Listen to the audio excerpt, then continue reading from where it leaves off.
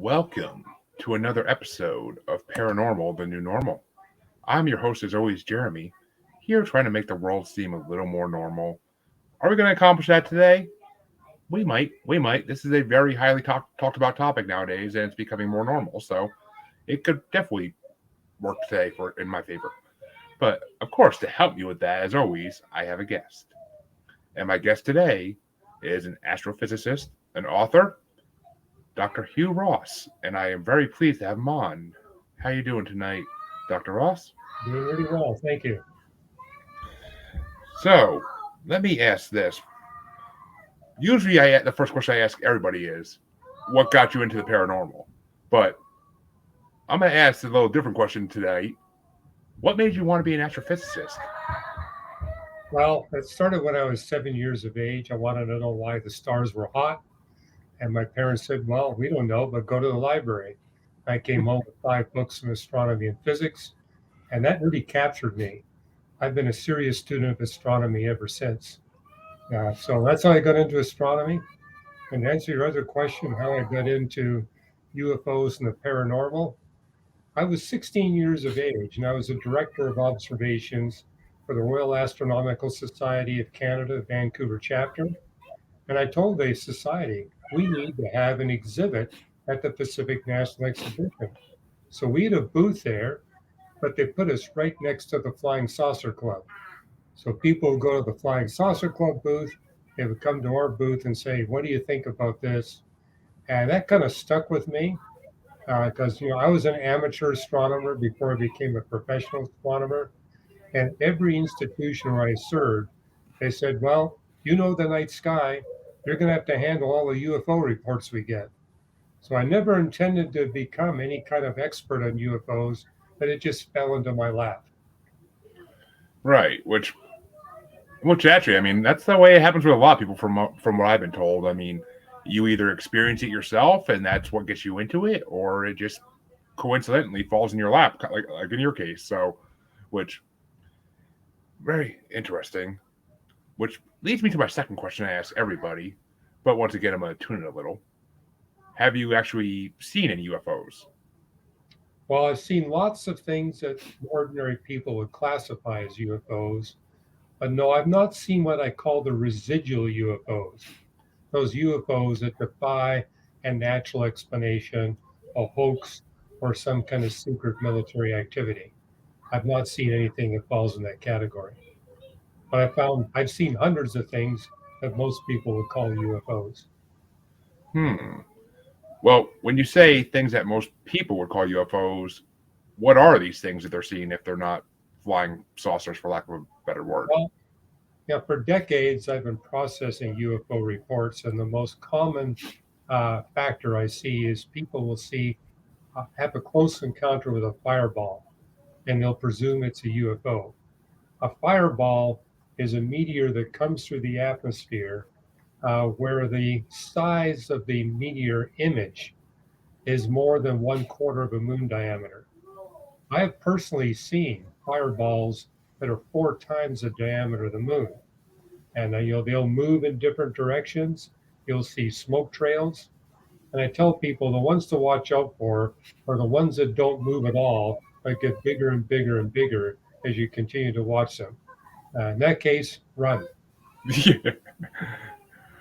Yeah, because those are the ones that are gonna kill. Those are the ones that killed off the dinosaurs, and they're gonna come back, and they're eventually gonna hit Earth again at some point, I'm sure. But Well, even a small one can appear that big in the sky, but when they're not moving, it means it's coming directly at you. And so, yeah, you makes need sense. to run. Makes sense. Other things I've seen, people classified Venus. I mean, most people have not seen Venus as a morning star. When it shows up early in the morning, it can be bright enough to read a newspaper by it. And when people see that for the first time, they're convinced it has to be a UFO. In fact, one report I processed was motorcycle policemen chasing a UFO, and I had to tell them, "You're not going to catch it. You're chasing the planet Venus." But other things, I mean, I always ask people, were you in a brightly lit room before you went outside? And I discount any report of a UFO where the human observer has not been dark adapted. For about 20 minutes, going from a bright room outside into the dark night sky, during those 20 minutes, your eyes will often frequently exhibit bright lights on the horizon. And that's just an artifact of the fact that your eyes are not fully dark adapted. After 20 minutes, they're fully dark adapted. If you see something, then yeah, you're looking at something else. So I have a whole checklist of things that are natural explanations, hoaxes. I mean, when I was at the University of British Columbia, the Undergraduate Engineering Society pulled all kinds of pranks that generated hundreds of UFO reports. Like sending up balloons filled with hydrogen. They get up to a certain altitude and then they explode. And people say, hey, there's a cluster of spaceships coming our direction. So, and I've also encountered military activity. One time I was observing on a telescope, and this very fast flying object came straight towards our telescope, stopped, and hovered. And then we called NORAD headquarters and said, can you please keep your pilots away from our radio telescope? They denied having any instrument capable of doing that. We now know that our Air Force has jet aircraft that can stop and hover. But Yeah, back in the 1960s, they were denying that they possessed any craft that had that kind of capability. of course. And I mean, that's that's something that I've always thought that has been a big, like in the history of UFOs, there has to be a big overlaps of things the government is not willing to admit they know exist at that point Right, right. that they created. Yeah, for good reasons, they're trying to keep it secret. Of course, which I mean, and this is all actually very topical with news of that Chinese spy weather balloon that's been in the news the last few days that they finally shot down. But Well, it's interesting you mentioned that. About a day before became public that there was a Chinese balloon going over Montana, I had two people contact me on my Facebook page saying, we've seen a UFO just outside of Billings, Montana. And they were describing it for me. And they said, what do you think? And I said, well, you haven't given me enough data for me to make any kind of identification. I just don't know what you're seeing. But the next day, it was quite clear what they were seeing was that Chinese spy balloon. which I mean, the fact that China's doing that now just that's a whole world I don't even want to get into this topic of, but it's just scary that they're actually that bold to launch that. Like that's not a good Well, thing. they sent one over Mexico as well. So, and evidently they've done this in the past. So it's not surprising. But yeah, I mean, the militaries of the different nations of the world are engaged in things that, in fact, the International Space Station quite frequently gets identified as a UFO. The Pleiades star cluster gets identified as a UFO. So about 99% of what people report to me as UFOs, I can explain as a natural phenomena, a military activity, or a hoax that's been perpetrated. But there's 1% that I can't explain by any of those three means. Now, what's interesting about that 1% residual, you can demonstrate that the phenomena is real, but it's not physical. And there's where you get into the paranormal. Something that's real, but it's not subject to the laws of physics or the space time dimensions of the universe. Non physical reality. And Hmm. when I was at the University of Toronto, I had Carl Sagan for a summer course, and he was very dismissive of UFOs.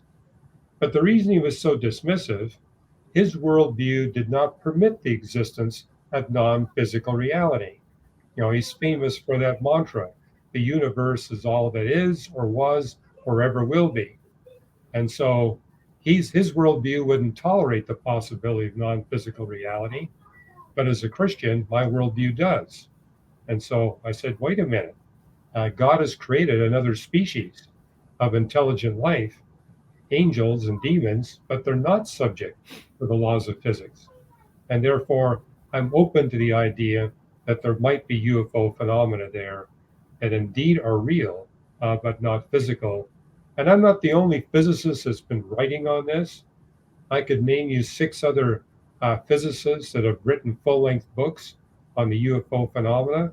What I find interesting is all of us agree that what we're seeing in that 1% residual is something that's real but not physical. So, when uh, almost like it's interdimensional thing, like like what they like to call an ultra terrestrial, something that can travel between dimensions. Yeah, that's Jacques Vallée. Jacques Vallée is a French astrophysicist. He's written the most books that I know of on the UFO phenomena, and he refers to the 1% residual as interdimensional. It's some kind of interdimensional phenomena. And I'd agree with him. It has to be a manifestation of beings that are not subject to the space time dimensions of the universe. I prefer to call them extra dimensional rather than interdimensional. They're operating in dimensions beyond the 10 space time dimensions that constrain our physical universe. And extra dimensional, I like that. I agree with that. That's a better term than which. I mean, I've talked to people on the show about interdimensional, extra dimensional creatures as well. Especially one guest I had on. He is a astral projectionist, lucid dreamer, and he has in his lucid dreams traveled to multiple different dimensions and met multiple different types of creatures that I wouldn't say he communicated with them, or at least most of them, but he saw them, and he said some of them looked friendly and some of them looked horrifying and like they wanted to kill human beings in a second if they saw them. But I mean, Well, for me, the strongest evidence is not people's visions and dreams. It's the UFO phenomena where you got multiple observers watching the UFO go through the atmosphere, and you got multiple observers in different locations. You can track the path and you can track the velocity of the UFO through the atmosphere. But what's interesting is that the observers never report a sonic boom and never report the observation of heat friction. I mean, I've seen the space shuttle go through the atmosphere. And when it does, you hear two loud sonic booms and you see a significant trail of heat friction behind the space shuttle. These observers don't report that. And what's interesting is that in 2,000 documented cases where they have a track of the UFO going through the atmosphere at velocities greater than 5,000 miles per hour, and where they crash into the earth, and you go to the crash site and you can see a shallow crater. If there's snow, the snow is melted, the vegetation is damaged. So something real must have caused that crater, the melting of the snow, and the damage of the vegetation. But you know, when an aircraft crashes into the ground, you see a lot of debris. yeah. When you go to these UFO crash sites, there's no artifacts, there's no debris. And you know that's impossible for any kind of physical craft.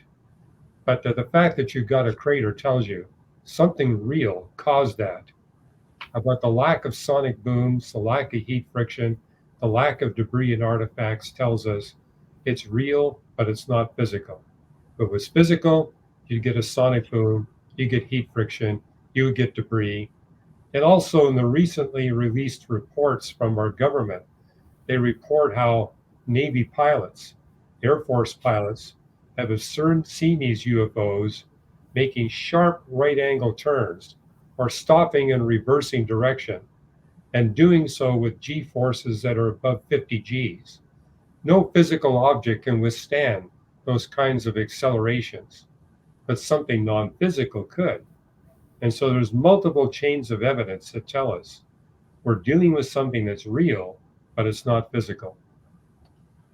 So it's more because I mean, you're not. I'm not. This isn't the first time I heard of the idea that UFOs, aliens may be extra dimensional instead of actually like traveling through space from their planet straight to Earth or using light speed, hyperspeed, whatever you want to call it on whatever science fiction term you want to call it. But I mean, like, so do you think space travel is actually possible, or do they have to have interdimensional travel to be able to accomplish this? Space travel between stars is possible, but only with really tiny spaceships. I mean, for example, we astronomers have a desire to send spaceships to the nearest star because there's a planet orbiting that star that we would like to measure with a lot more precision. And so the plan is to send 1,000 tiny spaceships at about 10% the velocity of light. And the problem is the faster you move through interstellar space, the more damage your spaceship's going to suffer from collisions with protons and electrons and other nuclei that are out there, particles of dust. And so the idea is if you send one spaceship, you're not going to get anything. But Yeah. if you send 1,000 spaceships that are all smaller than 10 centimeters across, more than half of those spaceships will be totally destroyed. But there'll be enough partly damaged spaceships that will arrive at that planet that we can get some useful information about that planet. So that's actually a realistic mission that's on the table for exploring planets orbiting other stellar systems. But it tells us that nothing bigger than a bacterium could ever survive a trip across interstellar space. And even then, it'd be a challenge. So, for physical beings as large as us, there's no way that they can travel through interstellar space. However, beings that are not subject to the laws of physics or subject to the space time dimensions, be no problem for them to travel across those distances. But nothing that's constrained to physics like us can possibly make it. Which basically throws away my hope of ever living out my Star Trek dreams. But Right. Well, I mean, my problem with watching Star Trek is it violates the laws of physics more than 4 times per minute. I can handle watching science fiction where only violates it one per minute, but when it gets past 4 violations per minute, I have a hard time watching it.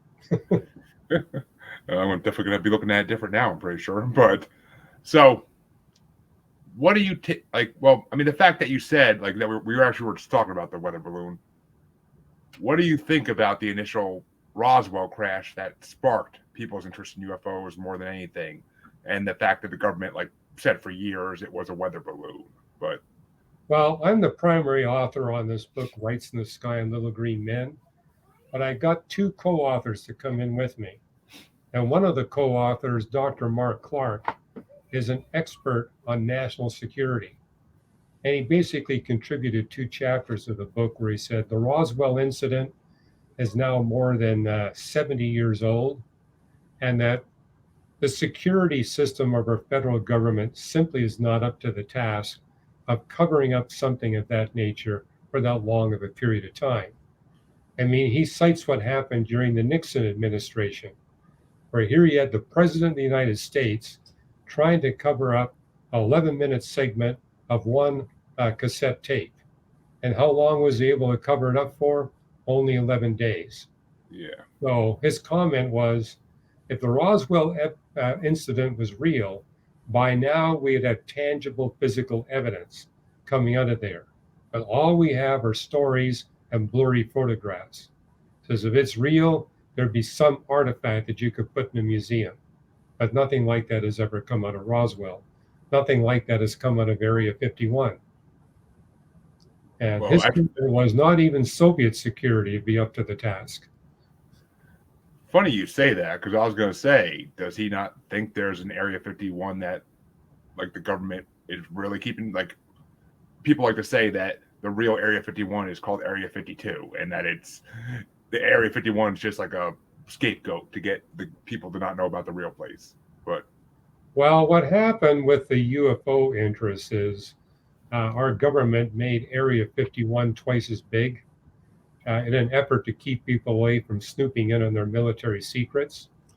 But something else I heard from Dr. Mark Clark, the really black ops stuff, it's not happening at Area 51. There's other sites within the United States that our government is hoping nobody finds out about because they don't want a whole bunch of UFO uh, uh, enthusiasts snooping around there.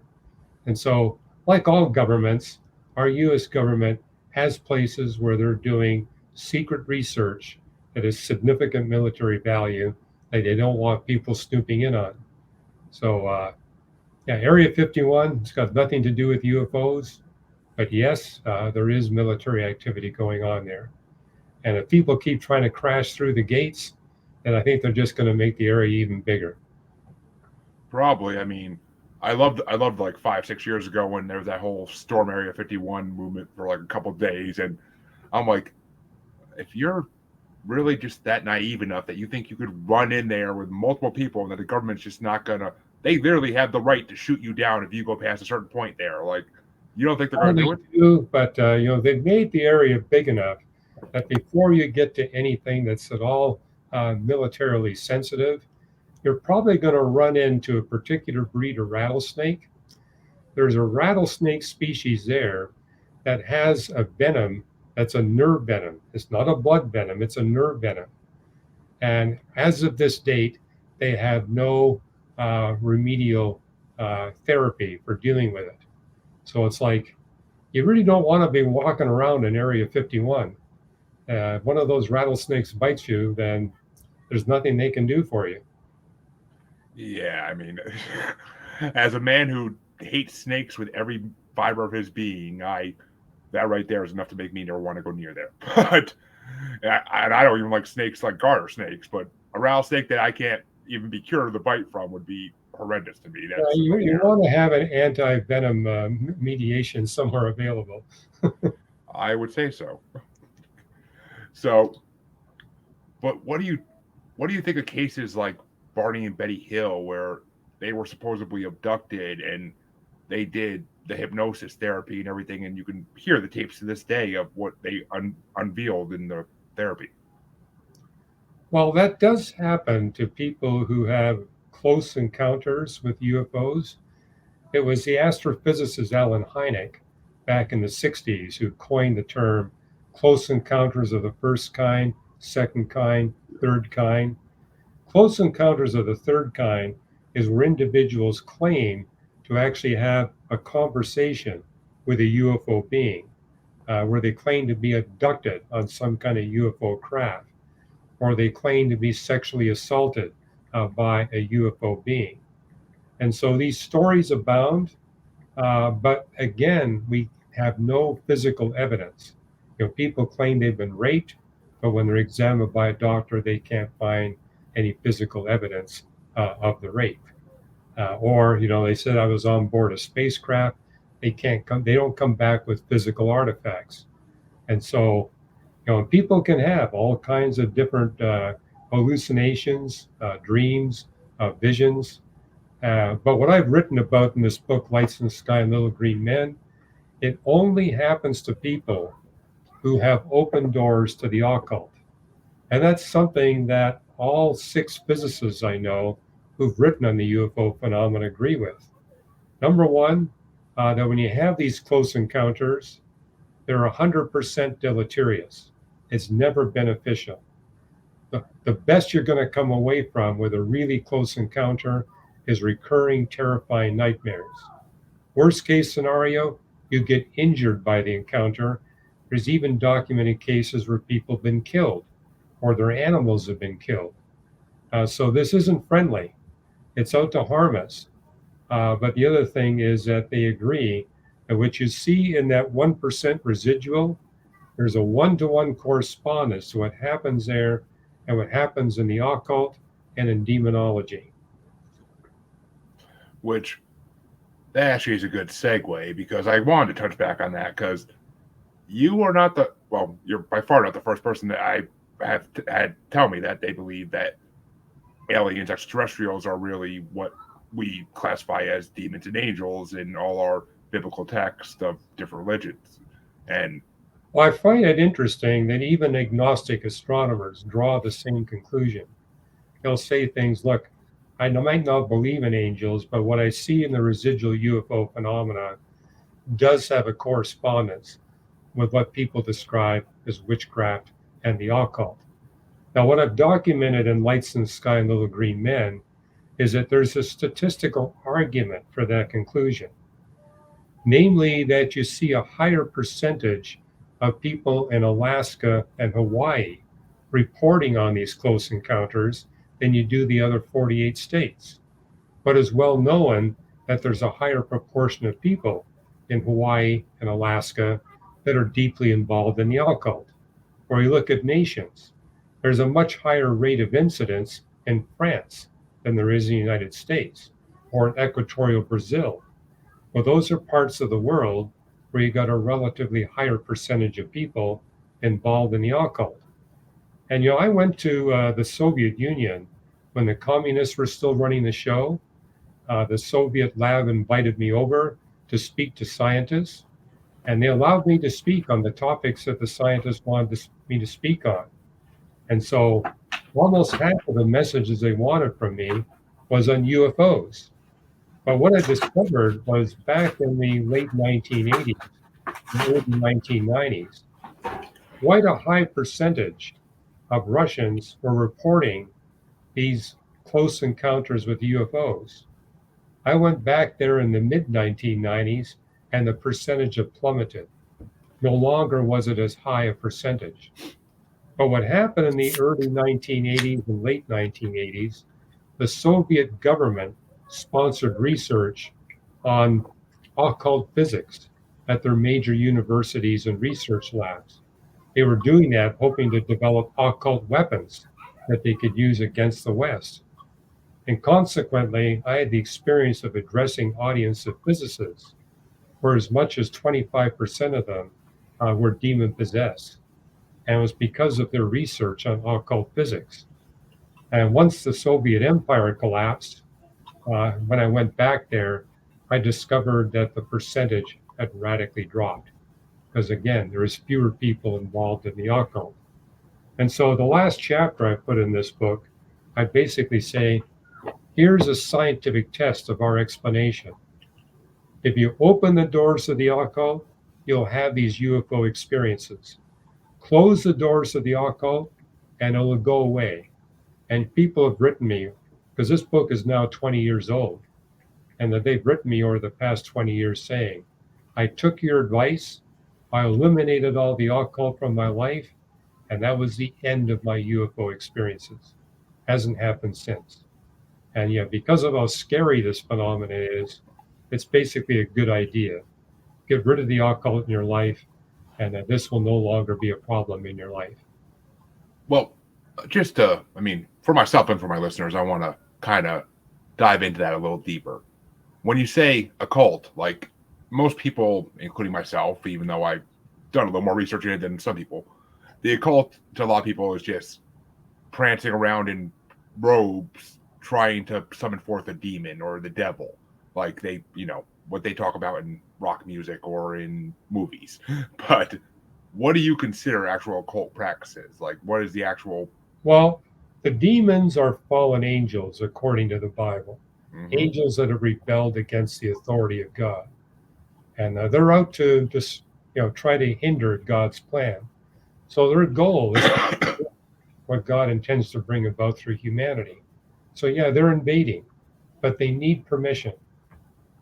The only way they can mess up your life is if you give them permission to mess up your life.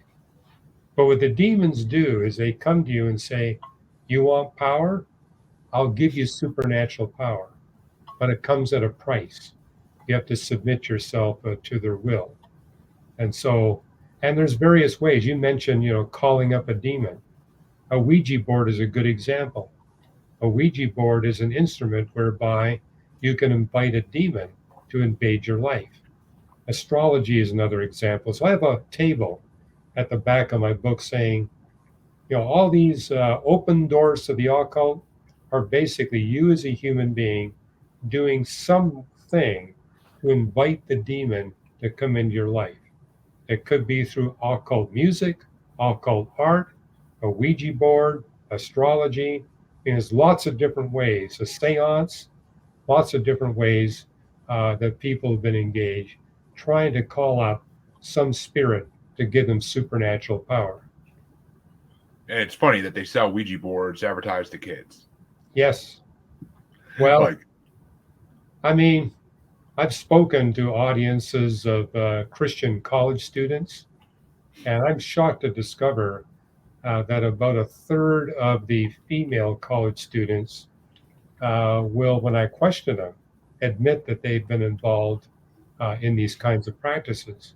But it's like they were naive. They had no idea, for example, that a Ouija board is an instrument to call up a demon. They just thought it was a fun game. Yeah. And certain video games fall in that category as well. So we need to be careful. I mean, there's a couple in our church, for example, where they bought a home and they said, they called me and said, there's one room in our house where the temperature is about 10 degrees colder than all the other rooms. And we actually saw a spoon floating in midair in that room. And we got the heebie jeebies every time we went into that room. And I said, well, chances are the previous owner left behind an occult article.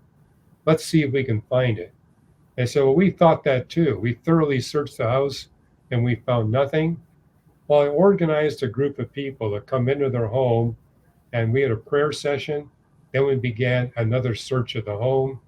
And in their garage, there was a set of rafters and there was a pile of junk lumber on top of those rafters. We hauled all the junk lumber down, and the middle of it all was an astrological forecast device. And we went into that room. It was octagonal in shape, and you could Hmm. see a faint shape on one wall that had been repainted that perfectly matched that octagon. And when we destroyed that astrological forecaster, no more spoons floating in the room. Temperature went back to normal. Nobody felt uncomfortable in the room. The demon had left. Interesting. Very. I mean, and the fact that they would just put up there with like disused lumber, like why would they? Do they think that hiding it would get rid of the demon? Like, like, Well, who knows what the previous owner was thinking about? But we actually talked to the neighbors, and they let us know that that particular room was a bedroom for two teenage boys, and that those oh, boys were involved in the occult. So, yeah, there was a lot of indications what was going on. But my whole point is the couple that bought that home, they had no open doors to the occult, but yeah. the home they purchased did. It's interesting. It's kind of like the house my now wife, lived in when I first met her. Her grandfather bought it back in 1990, and the owners who built the house a couple years prior moved out pretty fast. And her grandfather later found out that it was built on a Native American burial ground. And that house is to this day the creepiest house I've ever been in. You feel like you're being watched 24/7 in that house. My wife, when I first the first night I slept at her house. She refused to turn off all the lights in the bedroom at any point. And I'm like, why? She says to me, because I've seen it, and my two sisters have seen it too in this room, and my grandparents.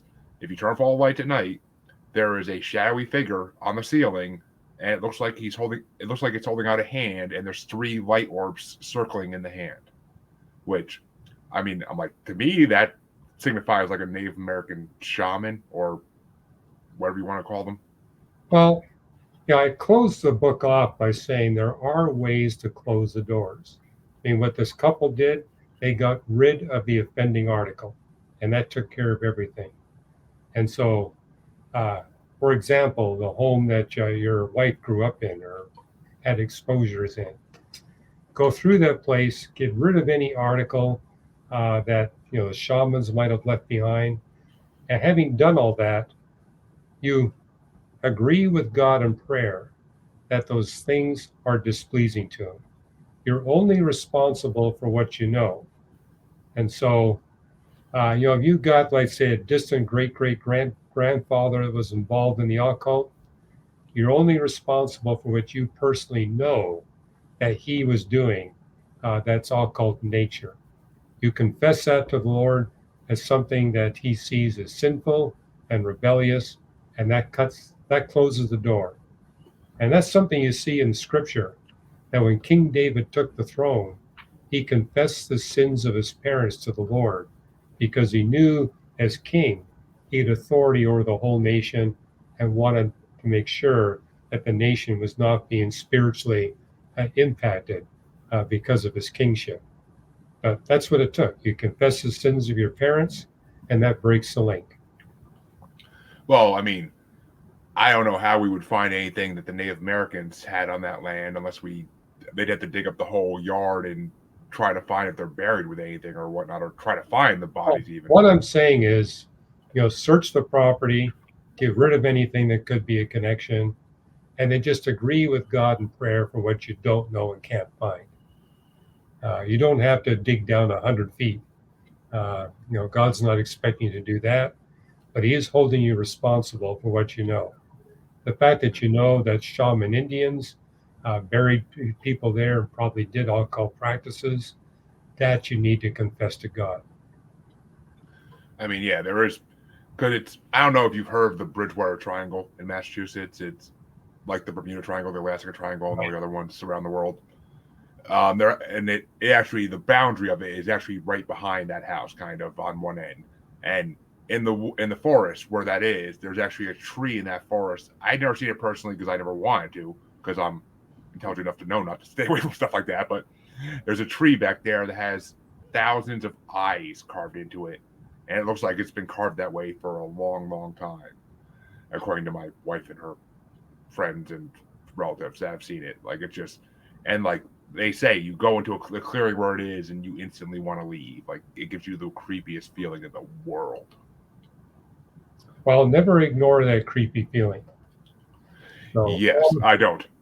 or in a relative. I mean, I remember one time years ago, my wife and I went into a restaurant with our 6-month-old son, and he began to feel extremely uncomfortable. We never saw him behave that way before.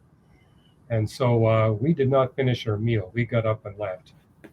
And then we found out later that the owner of that restaurant indeed was deep into the occult. So maybe you don't feel the heebie jeebies, but someone else might. Yeah, I mean, I guess it depends on your tolerance level as well. But now, I mean, as far as do you, because like the most three reported extraterrestrial types there are usually are the Greys, the Reptilians, and the Norse, which basically look like people from Finland, Sweden. But those are the three most reported alien types. Do you, from I've been told before that a lot of people think the reptilians are actually demons, and that's just what they look like to us. Well, the demons can appear in any physical form that they choose. And that's something else I document in Lights in the Sky and Little Green Men, is that this phenomenon has been with us for thousands of years. But it's interesting that it keeps pace with our technology. So 100 years ago, they were appearing to people as slow-moving dirigibles in the atmosphere. World War II, they were the Foo Fighters, moving at the speed of sound. But today in the space age, they're typically in spaceships moving at 15 to 20,000 miles per hour. They're keeping pace with our technology. And in these very close encounters where people claim to be in a trance or they have communication, the story changes. Again, if you go back 100 years ago, in these close encounters of the third kind, these so called beings would say, we're from the backside of the moon. But when the human population became aware, hey, life's not possible on the backside of the moon, they changed their story and said, we're from Venus. And when people became aware of how hot it was on the surface of Venus, the story changed. They said, we're from Mars. And now the population is aware, beings like us can't survive on any other planet in the solar system except Earth. Now their story is, we're from a distant planetary system. So they're keeping pace with our technology. They're also keeping pace with lay level knowledge of astronomy. But what I find interesting as an astronomer, over the past 100 years, the stories that people were getting from these beings never matched what we knew as astronomers to be true. Long before the lay public realized how hot it was on the surface of Venus, research astronomers knew. But I'll tell you another story. Um, I was doing radio observations at the Algonquin Radio Observatory in Canada during my graduate years, and I was logging about 1,500 hours of observing time a year. There were two other astronomers that were logging only 3 or 4 hours per year. And the interesting thing about the 1% residual, their most frequent occurrence is at 3 a.m. in the morning on lonely, dark country roads. Well, where do we astronomers have our telescopes? At the end of lonely, dark country roads. And when are we out there observing? At 3 a.m. in the morning. And yet, very few astronomers report having a UFO encounter. But there was these two astronomers that every time they went on the telescope, they had a UFO experience. And I remember as a graduate student, kind of mocking them, saying, "Hey, they logged 4 hours. I logged 1,500 hours. I never saw anything. They see something every time they come in the telescope." And there are two other graduate students I was friend with. They were also logging 1,500 hours a year. They never saw anything. But here's a difference. We three graduate students, no open doors of the occult. Those two astronomy professors, both of them were deep into the occult. That was their hobby. So again, yeah, you can hang out on lonely country roads at 3 a.m. It doesn't increase your probability of having an encounter with a UFO. It's your occult experience that really is a determining factor. I mean, just go ask Robert Johnson about what he did at 3 a.m. on a dark road. But it's just, and then it's ironic because 3 a.m. that's technically what they call the witching hour, where Right. the occult is at its fullest power on Earth, and that's the creepy part. I mean, that's the time of night I never wanted to be up in my wife's old house because that time of night, if we were up playing cards or whatever, it just got that much creepier, and you could swear when you look out windows, things are looking back at you. But Well, I notice that people that have these encounters that have opened doors to the occult, they always turn on the lights to get the phenomena to disappear. So, yeah, there does seem to be a correspondence with dark conditions and we're in conditions where there's not a lot of people around. I mean, if you got a lot of people around and it's bright, typically you don't get those encounters. yeah, which I mean, it makes sense in a way, I guess. But do you? Well, let me ask this: Do you? Because obviously, demons, and angels, you do believe in, but do you believe in spirits? Do you believe that people get stuck on Earth when they pass? Well, it's interesting because we interviewed here at Reasons to Believe a medical doctor, a cardiologist, who's done a lot of research on near death experiences. And he would actually have certain messages within the operating room. And when one of his patients reported an out of body experience, he said, "Well, what did you see?" And he said, in several instances, they reported seeing that message and were able to accurately tell him what it was. And he says, if their body was on the operating table, there's no way they could have seen it because it was well above on a girder above the operating room table. And he's actually written two whole books on this subject where he documents over 100 cases where this has happened. So, yes, apparently it documents that we human beings have a physical body, but our real reality is the non physical spirit that resides within our body. And when we die, our body decays and the spirit leaves. And therefore, as it says in multiple places in the Bible, we human beings, once created by God, are eternal. We continue to exist. But it's like owning a car. I mean, eventually your car wears out and you have to abandon it and get a new car. And that's kind of what our body is like. It's like a physical car. I mean, my car has no personality, but if I'm behind the wheel of the car, you may think the car has a personality. It's Yeah, because of who's driving the car. And the same thing's true of our physical body. The body itself has no particular personality or mind. It's the spirit that's controlling the body does. And this is what happens in certain demonic phenomena where a demon will come to a human being and try to take control over your body. And so what happens is you wind up with a human body with two distinct spirits in it, the human spirit and the demonic spirit. which makes sense. Makes sense. And but when you said that the spirit is like when you compare it to a car, and he says just eventually the body gives out and it has to find a new one. Does that mean that you're a believer in reincarnation? I do not believe in reincarnation. I believe that when we die, we face judgment. That's given unto men once to die, and then the judgment. That's in the book of Hebrews, chapter 9. But the promise in the Bible is that one day God will give those of us that He has redeemed from sin and evil a brand new body. And it'll be a body that will not decay. It's an incorruptible body. I mean, as it says in the end of John 16, in this world you have tribulation, but take heart, I've overcome the world. As a physicist, I like to paraphrase that passage. In this world, you'll have thermodynamics, but take heart, I've overcome thermodynamics. Because we live in a universe dominated by the second law of thermodynamics, everything is decaying. So not only is my car decaying, my body is decaying.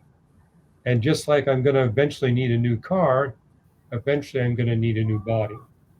And God says, once the full number of humans that I intend to redeem from sin and evil have been redeemed, that's when I'm going to be able to give to all of these spirits lacking a body, a new body, an incorruptible body, a body that will never decay, a body that will never need any kind of repair.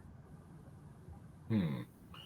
Pardon me, but I mean, you have to have heard like the stories that have come out over the last 50, 60, 100 years, even out of India, out of the United States, of young children who can recall memories from a past life that there's no way they would know these things unless they were there. Unless they were assisted by a demon. And I think that Satan's strategy, the king of the demons, is to convince all of us human beings, don't really worry about this life that you're living. Uh, you'll have a second chance, a third chance, a fourth chance. I've been both a professor and a student. And what I've noticed as a professor, if I tell my students, you can take the test as many times as you want, my students don't study. They just keep taking the test over and over again. And eventually, by chance, they pass the test. I mean, that's how I was able to convince my professors that I had a reading knowledge of German. I just kept taking the German test over and over and over again. And eventually I passed. Yeah. Am I confident in German? Not at all. Uh, and, when I tell my students, you got only one chance, one test. If you fail a test, you're out. Then they take the course much more seriously and they realize, okay, I only got one chance. And that's the message of Christianity. We have only one chance at this test of life. Whereas what you see in Hinduism is, hey, don't sweat it. You don't make it in this life, you get another chance, you'll get a third chance, you get an infinite number of chances. But I believe that's a deception from the fallen angels because their goal is to convince all of us human beings do not take this life seriously. And if you read the New Testament epistles by Paul and Peter, they make it abundantly clear. You need to run the race of life for all the strength that you will, because you got one chance at this. You want to score as highly as possible on this life. Basically says it's like a marathon. You want to win the race, get the prize, you go for it for all you're worth. So, and we all have a purpose in this life. And my purpose for this life is not the same as yours. I need to discover why God created me. What's the purpose He has for me? And do everything I can to fulfill that purpose and realize I got one shot at this, not two, just one. Which makes sense. I mean, I haven't said this yet, but my listeners know this. But I was brought up Protestant, so most of the Bible stuff, most stuff out of the Bible you said so far, I do know because I was brought up to read it and know it. I'm agnostic nowadays because I mean, especially doing the show, I hear a lot of different perspectives on the world views, and it's hard to land in one particular place. I used to be atheist, but I kind of there has to be something out there. That's my mindset. There has to be something out there bigger than me that did all this, that did something to make everything happen that's happening around me. Yeah, It, and another thing I would say about reincarnation, I mean, I already mentioned it. In this life, you'll have thermodynamics and tribulation. The God that created the universe is an all powerful, all loving God. And, this life is a life of suffering. And so, why would God make you go through life again? It's like, hey, one shot, I don't want to expose you to any more. It's what I would tell my students as a professor. My job as a professor is to make you suffer, because only through me, by making you suffer, are you going to learn what you need to learn to be successful in your future career. But as a professor, I want to mete out the suffering to be at just the right level to maximally benefit my students. And one of the things I've noticed as a professor, my best students want more suffering, my worst students want less suffering. And so the message of the Bible is God has meted out precisely the optimal level of suffering for each one of us. But in the next life, there is no suffering, there is no sin, there is no evil. And God doesn't want to expose us to any more suffering than is necessary. Just like I tell my students, I don't want any of you repeating this course. Suffering with me for one semester is plenty of suffering enough. Don't put yourself through any additional agony. I had those professors in college that said the exact same thing, so it makes sense. It completely does. Oh, my the one chemistry professor I had, my God, that was enough suffering for a lifetime in that class. But Oh, I can empathize. I took well, I mean, I did well in my chemistry class, but where I really suffered was the lab because the yeah, lab was contaminated with all kinds of pollutants in the air of the lab. And it's like, it was almost impossible to get a successful result. And it really bothered me. There were students in my chem lab who would take their chemistry sample, not do any experiment, go pay a graduate student $50 to do it in a clean lab, and they would get an A. The rest of us were getting C's. yeah. I was a biology major and I was forced to take 3 semesters of chemistry, and I barely eked out of each one of them. It's just the way it went. It just I ended up not finishing that degree just because it was Oh, more than I God expected. love the Schrodinger wave equation. I mean, it's an incredibly gorgeous equation. So I'm sure Yeah, you were basking in that experience. yeah. I couldn't do all the freaking math and chemistry. It was just too much. I mean, biology was easier, but once you get down to those microbes and those bacteria, I just couldn't remember them all. It was just impossible. Well, that's the thing about the life sciences. The vocabulary is enormous. Oh In the God, physical sciences, yeah, there's some challenging equations, but the vocabulary is nowhere near the size. yeah, if I can go back in time, that's my major is one thing I would definitely be changing. I would just got a bachelor's degree in anything because my life would be a lot easier now if I had one. But you know, hindsight is 2020, as they like to say. But before we wrap it up, though, I we did talk about your one book, but I wanted to talk about your other books for a couple minutes too, so people have a chance to hear about them and possibly pick them up themselves. Yeah, I've offered now 23 books, and most of my books, like I've got 6 books on the fine tuning of the universe, where I talk about how amazingly designed our universe is for us humans to exist in the universe. I've written a number of books on science and faith, the Bible and science. And for 8 of my books, your listeners and viewers can get a free chapter at reasons.org/Ross. Because I want people to get at least a taste of the kind of research we do at Reasons to Believe. But my passion is to keep people abreast of the latest scientific discoveries that day by day give us stronger evidence for the Christian faith. So again, reasons.org/Ross. They can get free chapters of 8 of my 23 books. And I will, of course, put that link right in the description of this podcast episode when it releases so that people can just copy and paste or click however copies over when I do it. And But they can go to YouTube and watch debates I've done with leading atheist scientists. Those are fun to watch too. ooh, Anything when you ever go against Neil deGrasse Tyson, just out of curiosity? Well, probably the one that's gotten the most views is over 400,000 views now. Is a debate I had with the British chemist Peter Atkins. He's written 9 textbooks on chemistry that all of us had. And you mentioned chemistry. Maybe you Yeah, had to study Peter Atkins' textbooks too. sounds I got familiar. to debate him when I was in Britain. And so you can watch the debate free. Just put in Hugh Ross versus Peter Atkins. It'll pop right up. Interesting.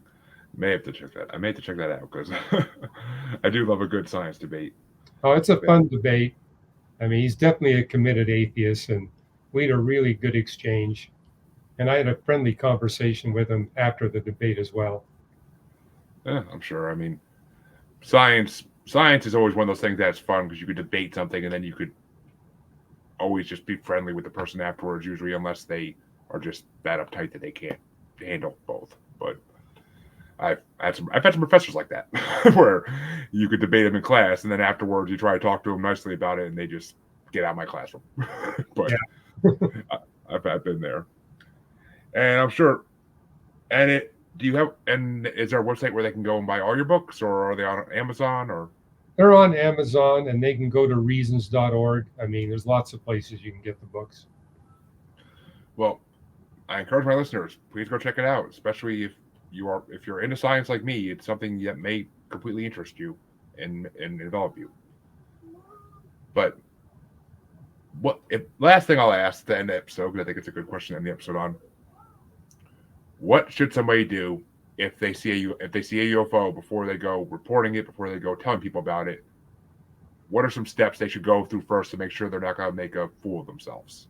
Well, talk to an astronomer, preferably an amateur astronomer that knows the nighttime sky well, and just kind of run it through because I said 99% have a natural explanation.